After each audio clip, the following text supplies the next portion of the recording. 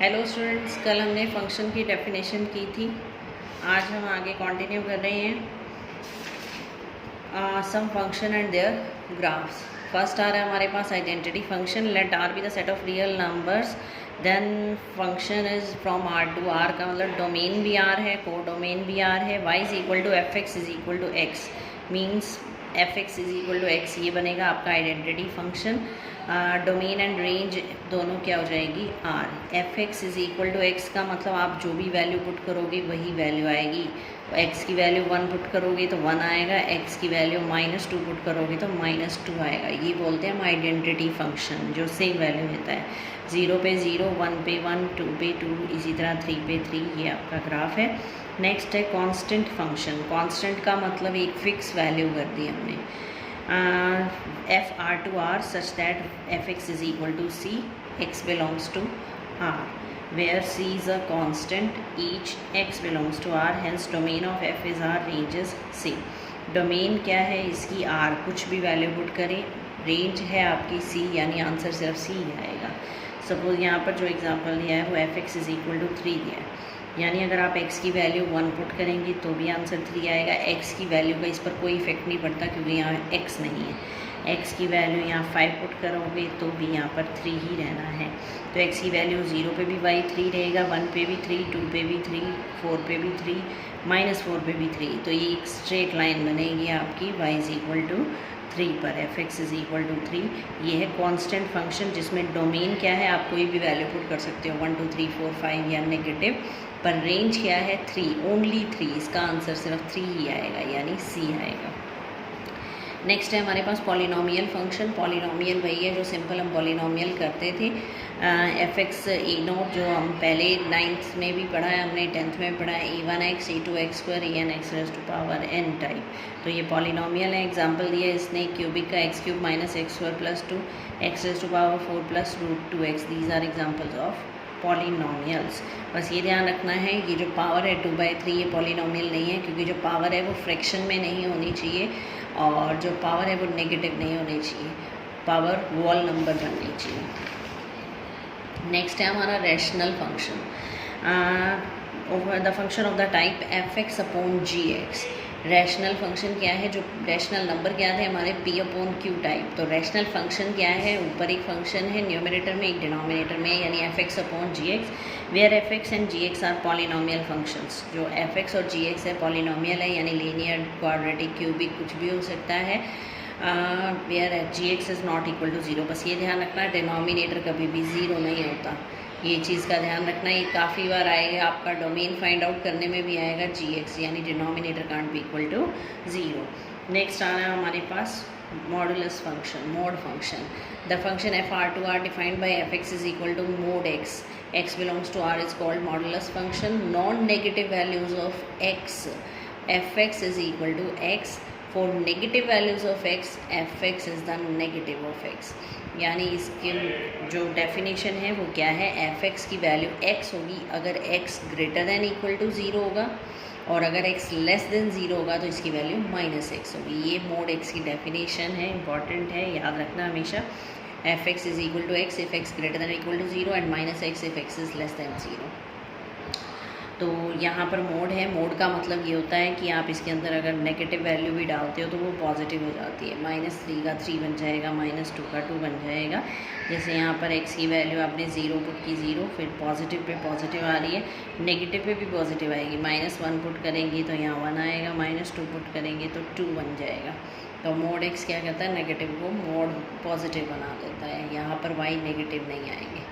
Next है signum function. The function f R to R defined by f x is equal to 1 if x greater than 0, x equal to 0 पे 0, x less than 0 पे -1। यानी मतलब क्या है इसका, greater than 0 का मतलब यहाँ से पॉजिटिव कोई भी वैल्यू ले लें आप, इसका आंसर हमेशा 1 ही रहेगा।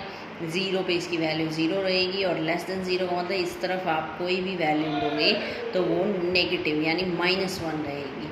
तो ये साइन फंक्शन की डेफिनेशन है। डोमेन क्या हो जाएगी, x ग्रेटर दैन 0 भी पुट कर सकते हो, 0 भी पुट कर सकते हो, लेस दैन भी, यानी कंप्लीट जो रियल लाइन है आपकी वो इसकी डोमेन है, कोई भी वैल्यू पुट कर सकते हो, ग्रेटर दैन 0, 0 और लेस दैन 0, इसका मतलब डोमेन हो जाएगी कंप्लीट आर। रेंज होती है answer, of the domain.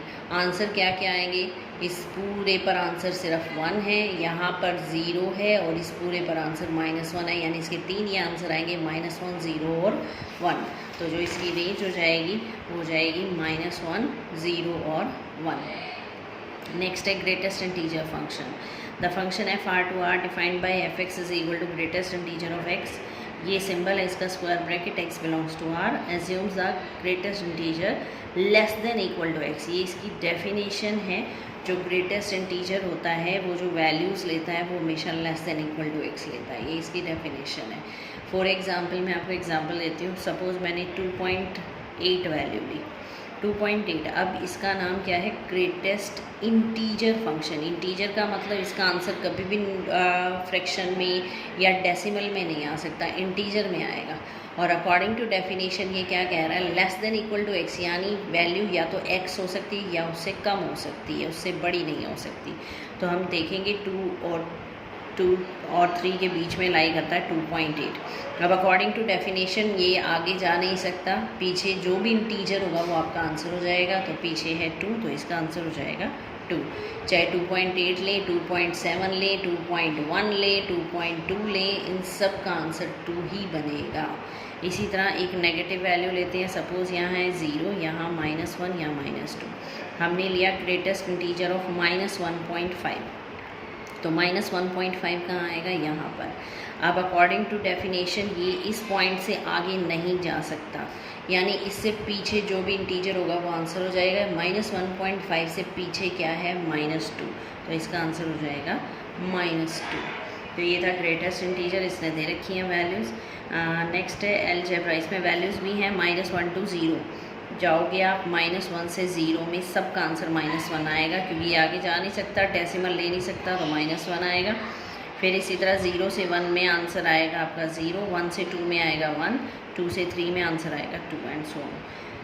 Next algebra है एडिशन सब्ट्रैक्शन, ये फिलहाल आपके सिलेबस से हटा दिया गया। अब कर रहे हैं exercise 2.3। Question number first, which of the following relations are function, give reason is if it is a function determine domain range. Check करना है ये फंक्शन है या नहीं, और फिर डोमेन और रेंज भी बतानी है अगर ये फंक्शन है तो फंक्शन की क्या डेफिनेशन थी, फंक्शन की एक ही डेफिनेशन थी, different all the elements of x have unique image according to definition. Definition must है। डेफिनेशन क्या थी हमारे पास, डेफिनेशन में था a relation is said to be a function if every element of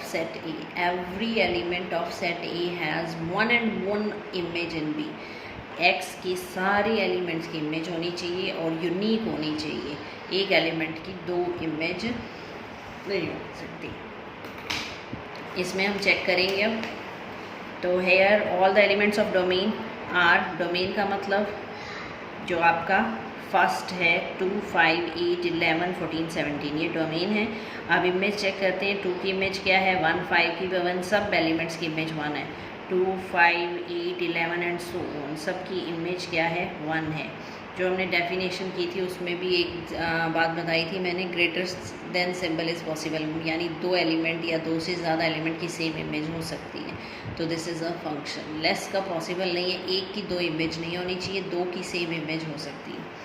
तो given relation is a function, बस यही बताना था। तो डोमेन हो जाएगी जो फर्स्ट वैल्यू, और जो इसकी रेंज हो जाएगी आपकी, जो एक ही आंसर आ रहा है इसका 1। इसी तरह सेकंड और थर्ड पार्ट है।